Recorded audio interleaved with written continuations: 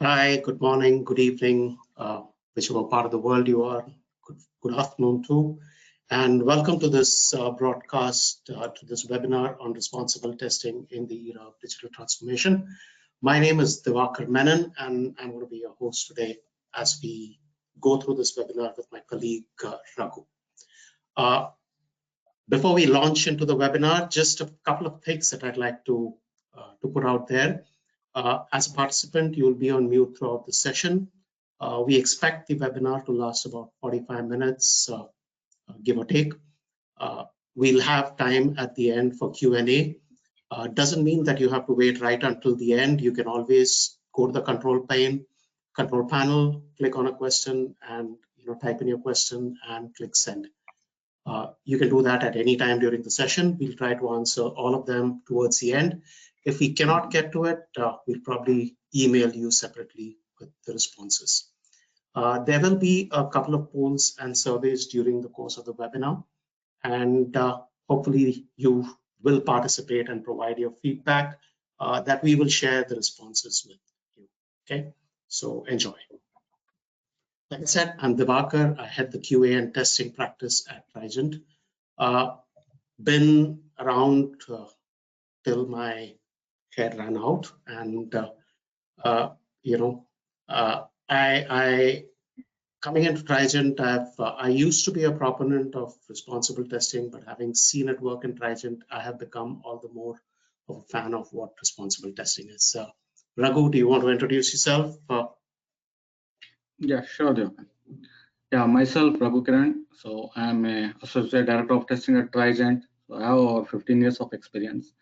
So I work in various agile methodologies. So Scrum is the one which we widely use for our projects. So I've worked on various domains such as healthcare, edutech, and retail. So I'm a big fan of automations. I have built several frameworks which are scalable and efficient. And I preach the DevOps practices for implementation in the automation lifecycle so that we can get the continuous feedbacks. And yeah, that's from my side. Thanks, Raghu.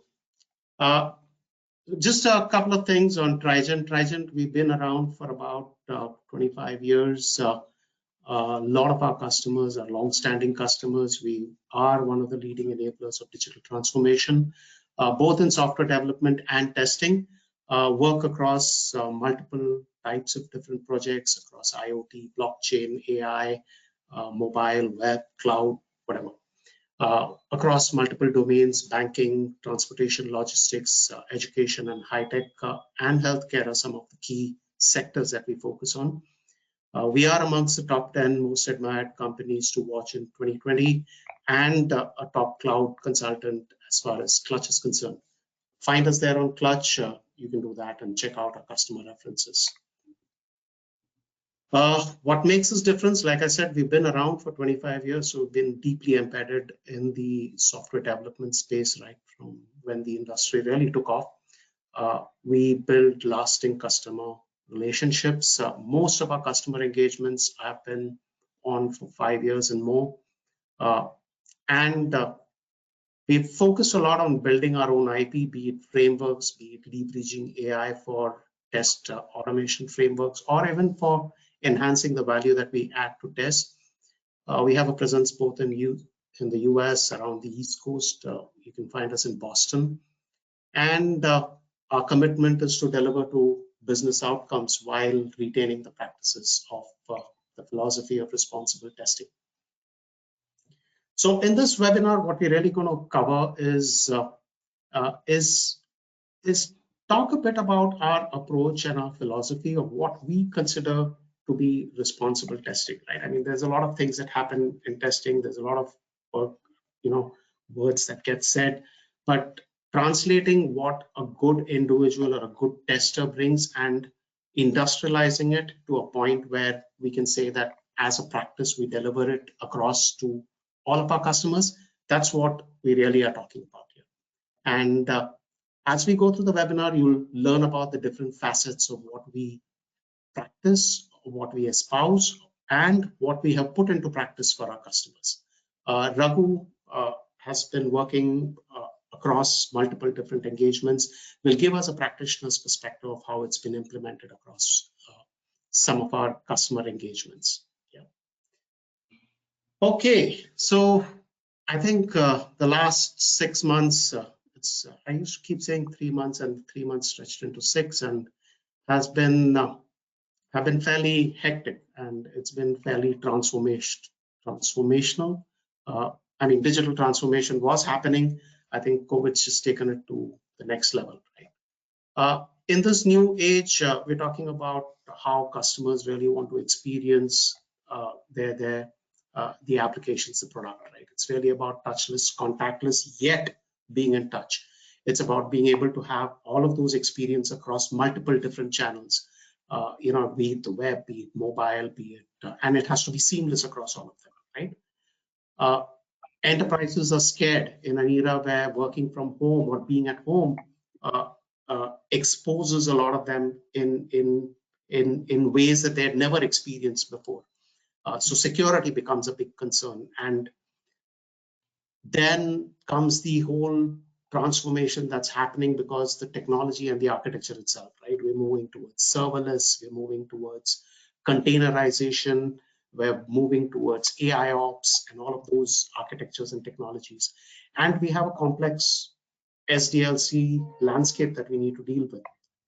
For example, DevOps is now the new agile. I mean, it's fast. You are expected to deliver quality. You're expected to deliver it consistently, and you're expected to deliver it at speed. Which brings us back to the point that you have to test at speed, you have to automate at speed, and you have to make sure that that automation is scalable. So that becomes the other challenge that we as testers need to deal with. Lastly, from a product perspective, while product domains will always be important, there is the very importance of regulation and compliance that is now kicking in big time. And there's a lot of change that is happening. RegTech, or as it is called, is the new so to speak, focus areas that a lot of money is being pumped into. And obviously, there is, and because of that regulation and compliance also comes accessibility, which is one of the cornerstones of making sure that your omnichannel experiences can be experienced by a diverse set of people, right? And those are laws and regulations like CCPA that are coming in place out there. And lastly, obviously, without saying much about it, there is always AI. And along with AI comes the challenge of explainability, right? How do you say it's okay if your AI gives you a wrong movie recommendation, but it'll be tragic if your AI gives you a wrong diagnosis on your medicines, right? Or your X-rays, for example. And that's where AI is coming into a big way.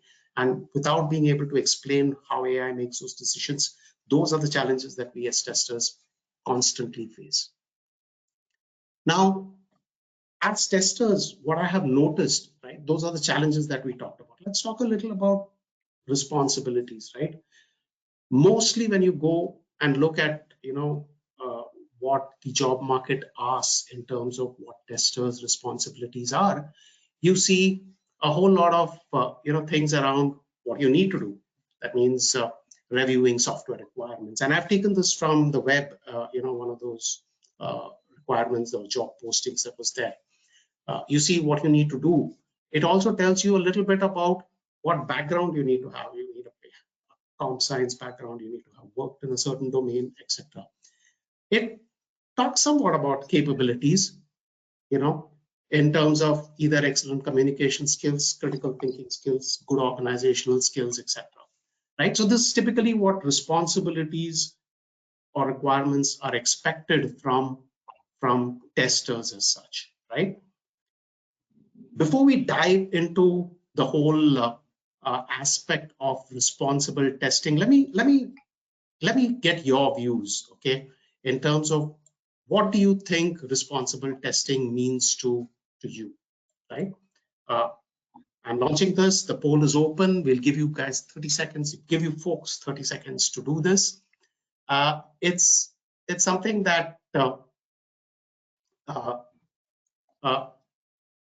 it's something that we would appreciate your response, because there are a lot of nuances about that.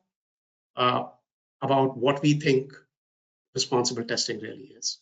Okay, so go ahead and, let us know what you think. So we've had about,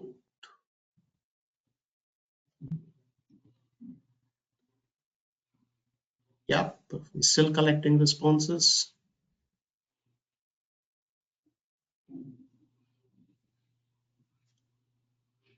Oh, I'm happy to see that quite a few responses coming in.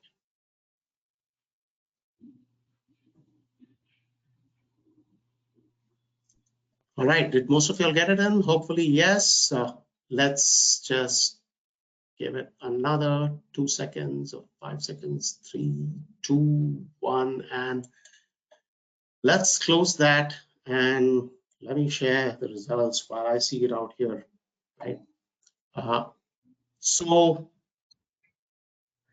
a lot of y'all talked about being good at understanding risks, a fair number at critiquing the product under test, about half the audience again, and a good 40% up at being able to prepare plans and reports, right?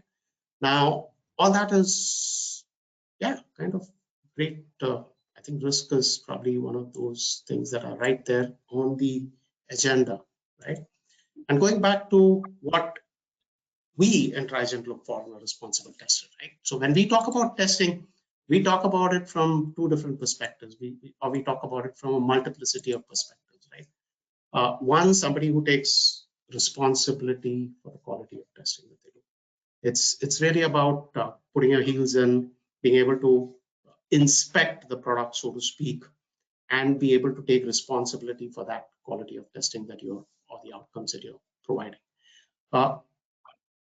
It's really about critical thinking and the ability, adaptability, and the willingness to learn. Okay, so it's now two things that you're seeing out here. One, you're seeing the fact that critical thinking becomes important. The ability and adaptability and willingness to learn is the next one. And as you think about the product, you question and gather information about from various stakeholders, which means that communication then becomes important. So if you go to what we consider responsible tester, it really is about all the soft characteristics. Yes, plans and reports will get done if you do your critiquing well, if you do your critical thinking well, if you question and gather the right set of information from the right set of stakeholders, if you're able to dive into the product, explore it, and be able to come back with very good insights, and you're ready to adapt your entire oh, sorry, I think is there a problem with sharing the slides here? Yeah, where is the right slide you are? Okay, good. Sorry, I thought there was. Anyway, so you are able to look for a lot of the softer characteristics. If you go back to that previous slide, where the responsibilities that we're looking for, the roles and responsibilities, and the characteristics that you're looking at, a lot of this is about, gathering the right set of traits that you need in a responsible tester. Now, when you take a responsible tester and you package the process, the technology, and the people around it, you get what we in Trigent believe to be a responsible testing philosophy. And our philosophy really encompasses, the Q. This is really DevOps. I mean, we've kind of now come to the conclusion that DevOps is the new Agile. That's it. There's no going back from here. It may become something else. The DevOps may change into DevOps plus and the minus and all of that. But DevOps is the new normal now. As a part of that, and the reason why we put this Q out here is to say that as a tester, as a responsible tester, you are involved in all of these phases of testing, right? We talked about risks, and I know about 60% of the people there assess that risk is the most important aspect of testing. Yes, risk is the most important aspect that you would want to focus on, failure and impact assessment, right? What it also means is that to understand risk, you really need to understand what your stakeholders want and what your stakeholders fear, right? So which means that when you design tests, you really need to be collaborative with them. Do early impact analysis, get multiple stakeholder perspectives to get a collaborative design in place. You focus on customer experience. That means how does an end-to-end seamless customer experience really work? How are you doing on the various touch points? How does the business get impacted? How is the customer able to navigate? And are the promises that you make at any of those touch points something that you can, keep? We talk about bringing in early testing and testing often. Now, in a DevOps cycle, where if you take at one extreme people like the Amazons and the Facebooks who make hundreds and thousands of releases a day, to a more regular ISV that probably looks at 2-week cycles, maybe even 1-week cycles, right? Of constantly rolling out new and enhanced requirements. If this is the case, then you really need to be able to make sure that those requirements get tested early enough, they're continuously integrated, and there is a continuous testing that's often built into that. We, in the past, used to leave non-functional for much later, right? It was, oh, okay, if we had time, we would run a performance test. If we had time, we would run a security test. I think given the fact that security is now a very critical piece of the entire element, performance is another critical element of customer experience. The early focus on non-functional, working closely with your DevOps teams is extremely important. And that's where you can also take how do you extend developer tests and take them on to becoming good end-to-end performance tests. We need to leverage automation.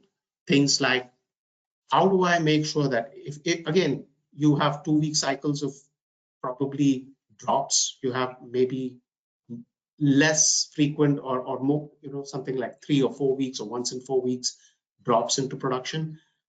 But you need to make sure that when you get there, you have everything in place. So how do you make sure that you're leveraging automation? How do you automate OT? How do you, it's definitely not the silver bullet. So how do you automate judiciously? Where do you focus your automation on? And not to forget process automation. Automation is not to be seen as that one silver bullet that will automate only tests. It's something that we, when we talk about our responsible testing philosophy, talk about it from how do I get the process to work faster and better? How do I use tools that can give me better insights into how I can approach testing or where I should focus my testing? Lastly, it's a lot about release readiness. Assessing, are you ready to go out into the market? Are you operationally ready? Are your support teams ready to take on the product? Are your client services team ready to face the customer? And are they conversant with the product and the changes that it has to offer? And what kind of contractual risks do you have when you actually go out to release? And not to forget that this is not where a tester's job ends. It is once you have deployed, once you have gone into production, to be able to monitor various parameters about how your application or product that you just tested, you just released, is actually doing, and take that feedback and improve your entire testing process. So if you look at it, everything that you do in this whole DevOps cycle is really, you have testing involved everywhere. And that's why we call it RQ factor in DevOps, right? That's what you do. Now, over the next few slides, what you're going to do is take each of them, go a little into detail on what we mean by that, and then have Raghu talk to you about how we have actually put that into practice. Yeah. So take risk coverage, for example. Risk really is about, we talked about risk and understanding that, right? And everybody agreed that that's the focus. A lot of risk-based strategies is developed on a risk versus coverage. A lot of people say, hey, how many tests did you design? What was the test coverage that you achieved? Now, I can go through 10% of my tests and cover the maximum number of risks, or I can go through 80% of my tests and still not have all my risks covered, right? So a risk-based strategy or an approach is different in terms of how we want to evaluate the product's performance or what it might mean to us once it is really released, right? So there are claims that the product makes in terms of the promises that it tells its customers, in terms of the SLAs that it needs to maintain or manage. Are we able to manage that, right? And do we have a good understanding of what functions may be vulnerable when constrained? So I want to take this to Raghu now. And Raghu, I know that you've been working with, the genomics provider that we have. And can you tell us how, you have really looked at risk in that context and then been able to apply what we say out here as our risk coverage into that scenario? Sure, Devkan. As per the audience poll too, risk is the one in testing which takes a higher priority. Similarly, a genomic client where we had thousands of genes and panels which can be added for ordering a test. And there were functionality wherein you cannot order some clinical genes with other clinical genes. So if we are allowed to do that, that would lead to a business loss of revenue. So we have to tackle such kind of risk. So risk is basically a impact and how likely it is going to impact us. So for identifying the risk, always a collaboration and discussion with the stakeholders is very important. So identify the business critical functions which are highly used. So as per the testing philosophy, there's a saying that so 80% of bugs will be found in 20% of the application. So in such a way, identify the high priority application. So that 20% if you concentrate, so most of your testing will be safe. So discuss with your stakeholders and other product owners, so to identify what are the high risk areas where the application can fail. And one other thing to consider is past defect data. So we might have noticed that certain failures are happening in certain pattern. So pay importance to such kind of data and analyze the failures to identify the root cause. It can be not a functional problem always, it can be a data related problem or a data migration issue. So all these aspects needs to be looked into that. So based on the analyzed risk, so prepare the list of the areas where the test case needs to be focused and the test can be covered. So not only coverage, but there is something called as a specific skill sets of a tester. So person who has a domain knowledge, assign a high risk coverage to that so that your testing gets covered better. So he can explore more and he can find out the defect more. And there's something called as a risk coverage. So keep track of the risk coverage too. Divakar, can you talk about the score for risk coverage? So how a team can look at the risk score and manage that? Sure. Thanks, Raghu. That was good. Good overview of what we did for them. A risk score, like I said, right, really is about, as you said, 20% of your coverage can give you, or 20% focus can give you 80% coverage. Now that itself is a good. So if you look at it from a risk score, from a coverage perspective, that's 20%. So if somebody just looked at a coverage percentage score and said, hey, that's just 20% of the test covered, you'd say, hey, that's low. But if you really looked at it from a risk score perspective, that's like 80% up there, right? So you've got 80% as that, what is important to you that has really been covered. So a risk score is a kind of antithesis to a coverage score. It need not be linked, but it will allow you to track where your risk areas. Sure, thanks, Divakar. Okay, so when you go further on, and I think Raghu mentioned some of these aspects also in collaborative test design, really comes in when you want to try and assess risks out there. It really is focusing on the process. It's really focusing on the different stakeholders that are there, focusing on the interfaces that we have, focusing on how the application will really be used. It also is on dependencies with either external parties, or it could be dependencies that the customer, when using the product, may have on different parts of our systems itself, right?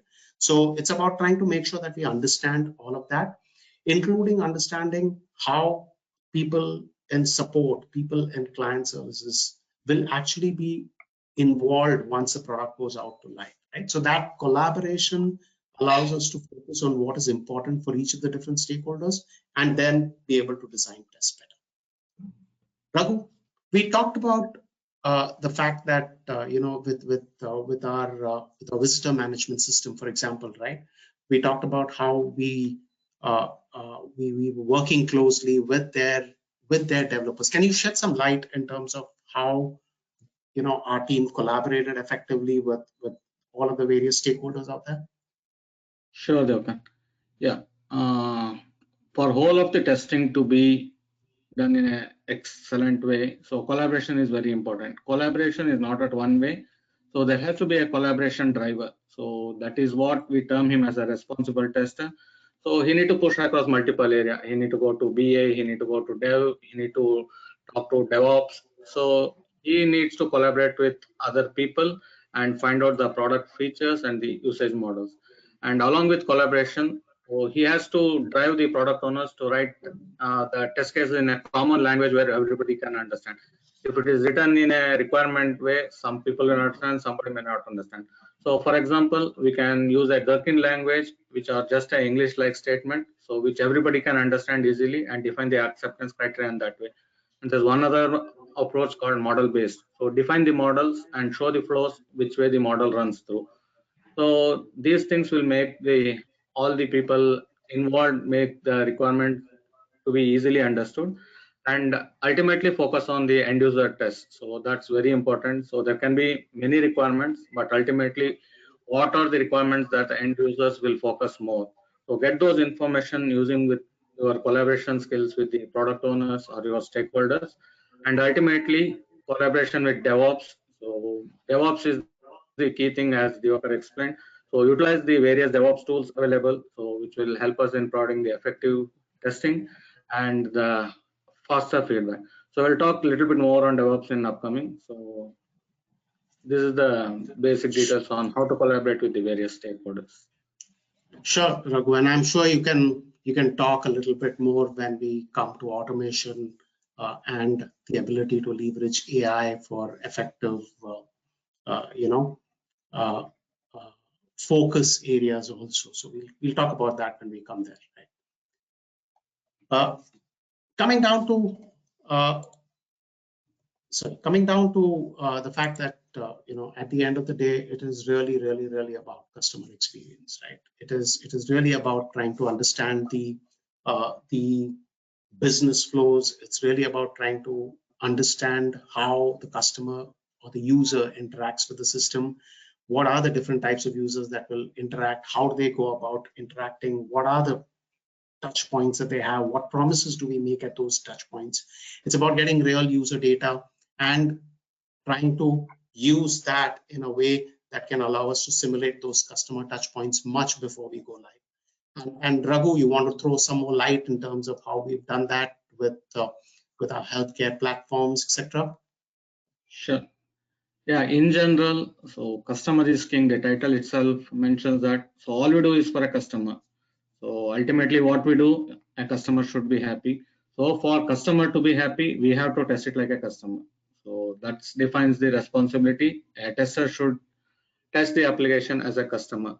So to test as a customer, so we need to know what are the flows the customer will use at this end environment. So there are a lot of analytics tools which will provide us the pattern in which the customer uses that. So try to get the details from the analytics.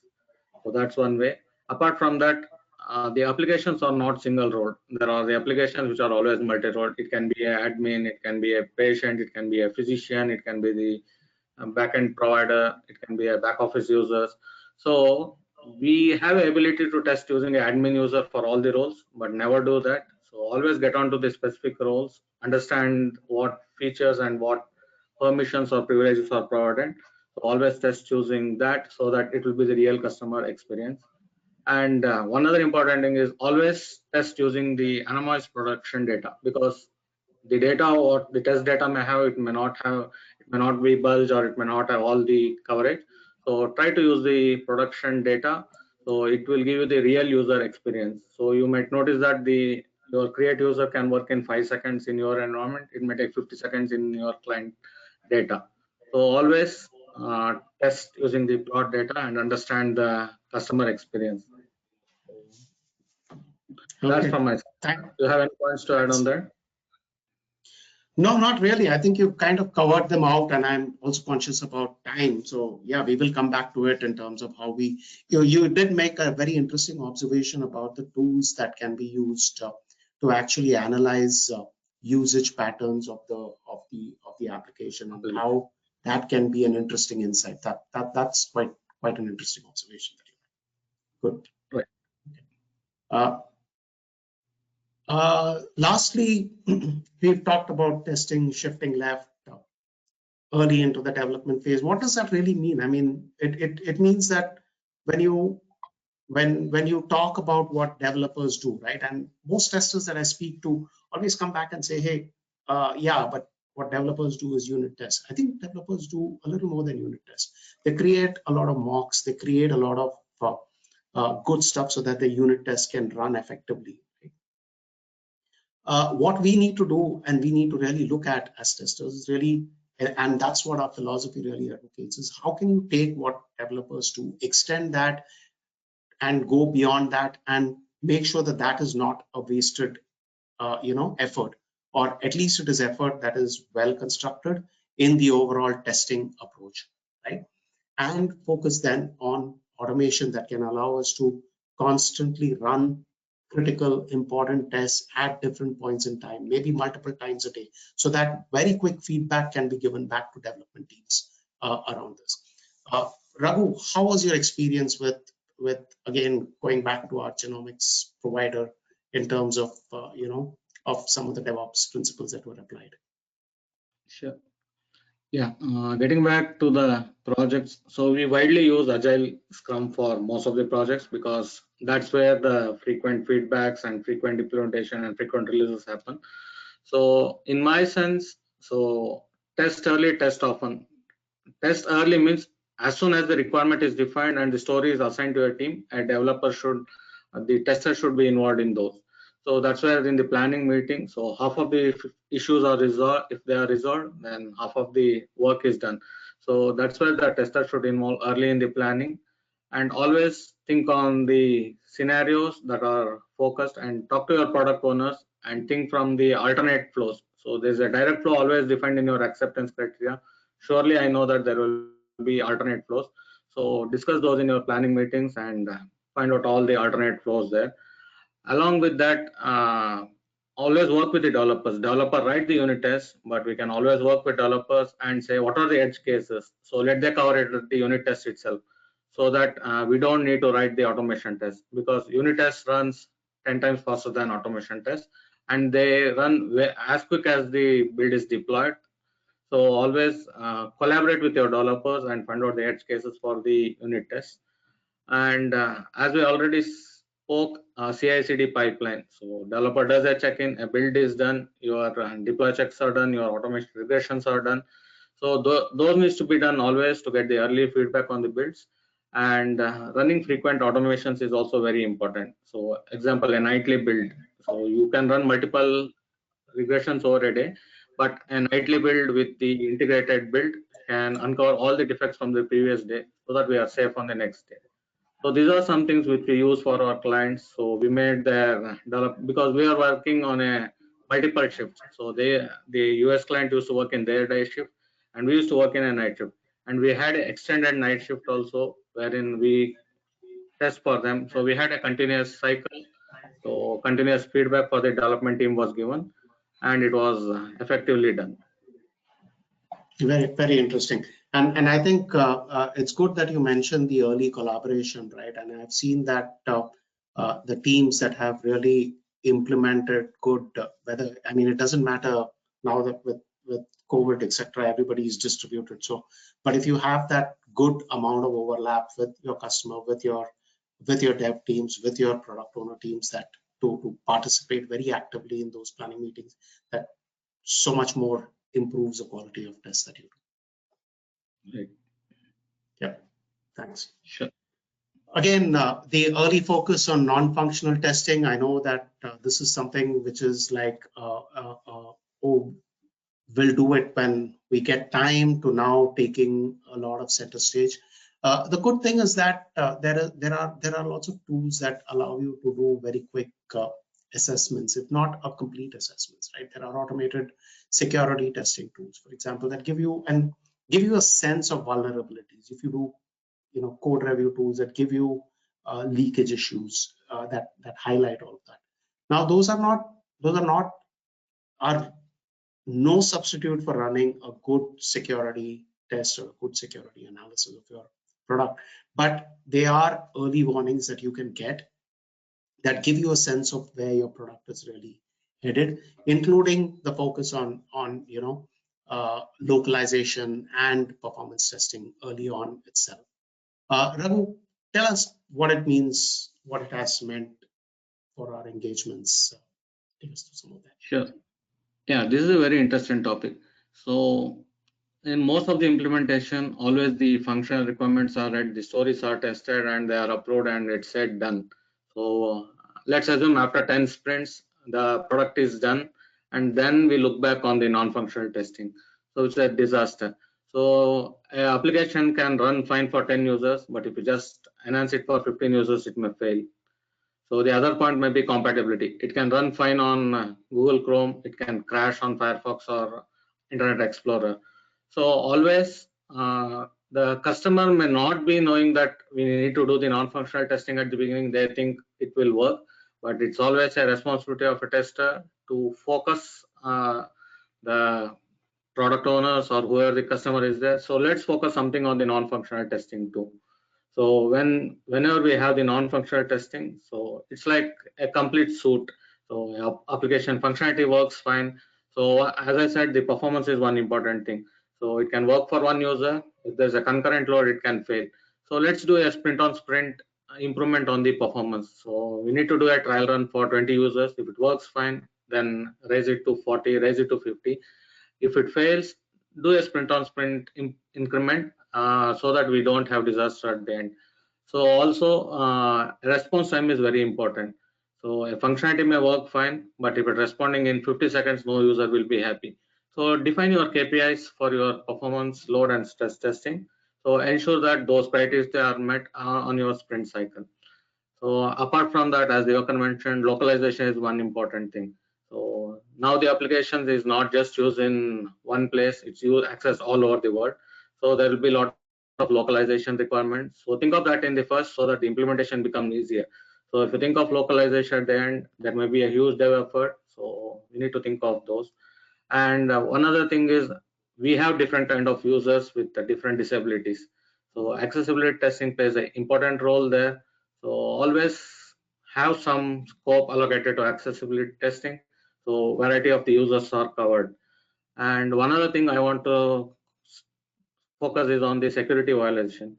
So we had a recent escalation from our client that so even though their whole deployments are done on AWS, so there has been the constant SQL injections. So for around 1,000 or 10,000 records in an hour. So this can crash your application server. So as soon as it's the information is received, so the vulnerability checks for SQL was done. So good set. So most of the pages were covered, and there were some pages which had flaws. So that was discussed along other products in Trigent, and all testers are supposed to do a basic SQL injection test and ensure the security violations are met. So these are some areas. I'm not mentioning all the non-functional testing, but these are some basics ones. If you miss, so there will be disaster at end. So better focus at the beginning and cover all the non-functional testing. Thanks, Raghu. That really that kind of puts things into perspective.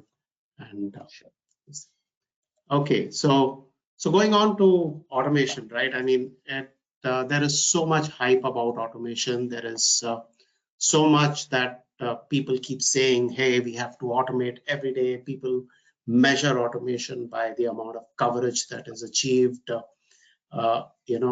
and is it, Raghu, is it really the silver bullet that we think it is, or should it be any different?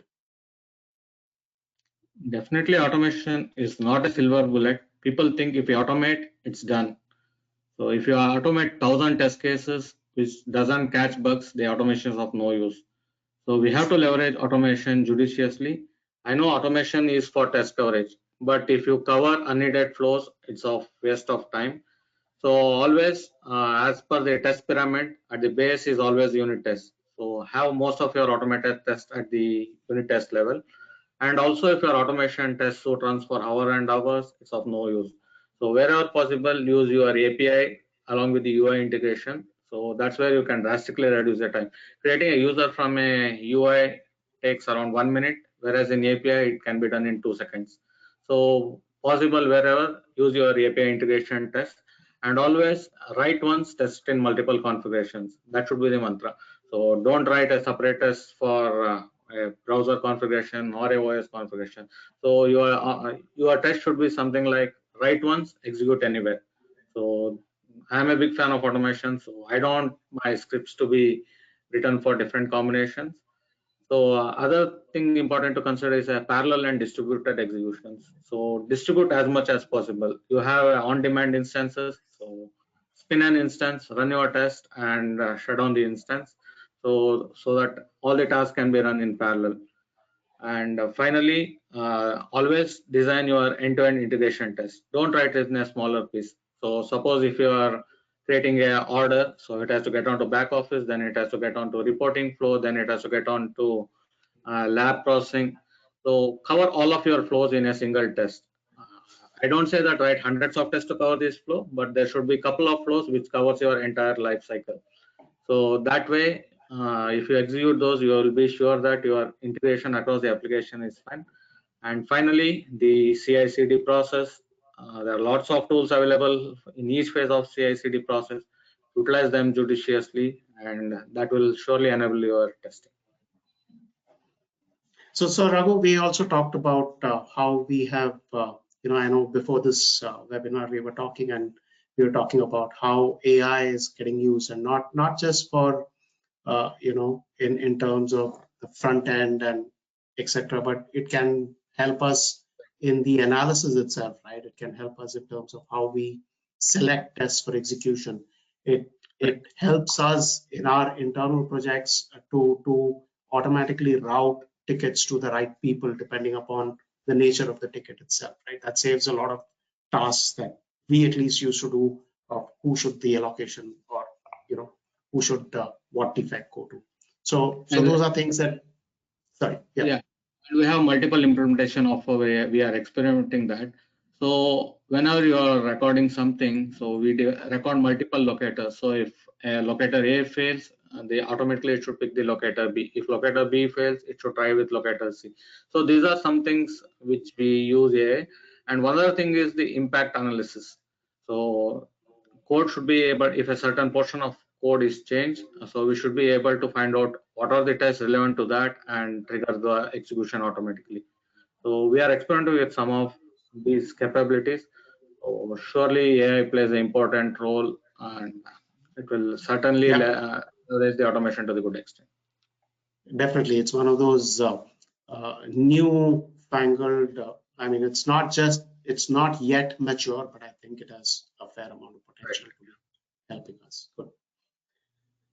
Okay, so we focus a lot on release readiness, a lot on what we call the ITIES of testing, but really not so much. One is to look at all the non-functional aspects, as some of them we moved earlier up front, but it's really about making sure that the focus of the release is on operational readiness. It's about making sure that when you go live, your teams, which is your support teams, your client services teams, are better equipped, better trained to actually be able to deal with customer issues as and when they crop. It's also a lot to do with contractual obligations that you might have. So you need to be sure that when you make a release, whatever are the SLAs that you have, you are committing to them, you are able to maintain that. Raghu, any insights that you can throw out? Yeah, as we discussed in previous slide, so focus on non-functional testing. So this comes in very similar lines. So here we have clearly explained what are the areas people should look for release readiness. So as I already mentioned, application, if it meets requirement, is just it's meeting the requirements.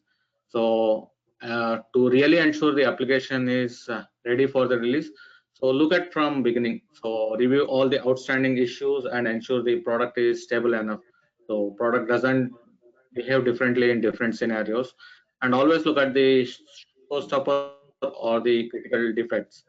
And the non-functional testing, which is the scalability, performance, plays an important role. So we should always cover those as part of our release checklist. And apart from getting just the release ready, there should be a fallback mechanism too. Suppose if a release works fine in the stage environment, it is just moved on to prod and it starts failing drastically. So always have a fallback environment whenever the release fails. So in technical term, they call it as a blue-green deployments. So have a blue active and green will be inactive, deploy on green. In case if green is having failure, just make, don't activate that. If everything is fine, just make green active and deactivate blue. So these are some of the concepts which we should use. Just release readiness is not enough. So we should have the fallback mechanism also to ensure we are safe on the release too. Correct, and I think it translates also into what in the DevOps world is now called those canary releases that allow you to release to smaller pockets of users before it gaining wider acceptance, right? So good, thanks. Lastly, I think an area that we as testers, and I have come across this with most testers, that we tend to ignore. And one of the key things that we have included as a part of our testing philosophy and our practice is really about understanding what happens once the release goes live, right? I know teams that have little or no idea what happens when a release goes live. At the other end, I have teams that are very clued into how the application is performing. What are the kind of issues that customers are facing? In fact, one of our teams actually took customer issues as they were reported. I mean, the moment, in probably about few seconds after it was reported on the Google Play Store, picked that up and got in touch with a customer and actually helped solve a problem. So testers taking responsibility for actually supporting customers, that is something that continuous feedback allows you to do. What it also gave them was a perspective that, hey, I can take this information and use that back into the test that I run. Raghu, anything from your side that you would like to add? Yeah. So continuous feedback, you can call it as a shift right mechanism, wherein we are entering the era wherein we get onto production and what's the production details there. So as you mentioned, the App Store rating and App Store feedbacks were taken. So our team just tested whether those issues exist and they were reported back to customers, and soon the hot fix was made and deployed. So these are some insights which doesn't delay customers. So otherwise, if it has to route through the whole cycle, it will take time. So the team has implemented a feedback mechanism wherein they observe their App Store and identify the issues and report back if it's really an issue. If it's a config issue or something, it can be handled in the other ways. And apart from that, what I really feel is so testers need to do some testing in production. So there should be a controlled experiment. So few critical scenarios should be observed and they should be tested in production for the real user experience. And always get the user feedback.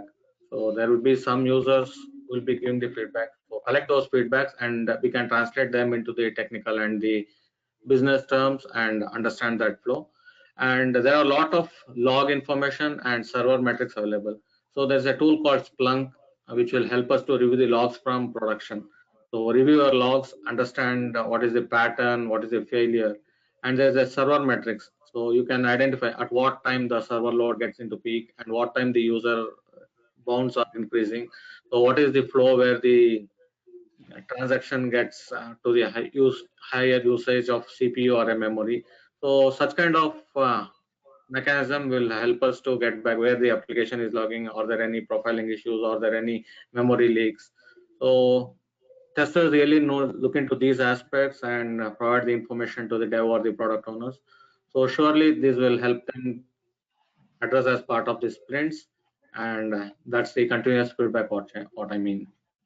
Perfect. Excellent. Great. Thanks a lot for that. So coming back to Thanks, Raghu, for very interesting observations in terms of what we do with our with our customers, and how we put some of these practices that we philosophize into, and these what thoughts that we have into practice. So My pleasure. in summary, I think the Q factor DevOps really is, at all stages is where a tester really needs to get involved. And what you really want to look at are, if I was to pick a few, really around risk, collaboration, customer experience, leveraging automation, and continuous feedback. I think these are things that are underplayed sometimes, but are possibly really critical in terms of what you can do. We'd be happy to take any questions that you may have. Feel free to drop them into the control pane, and we can take them as it comes up.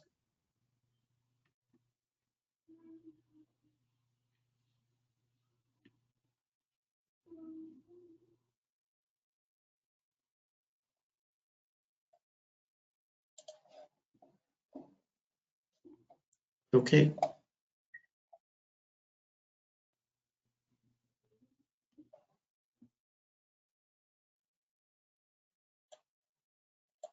All right. If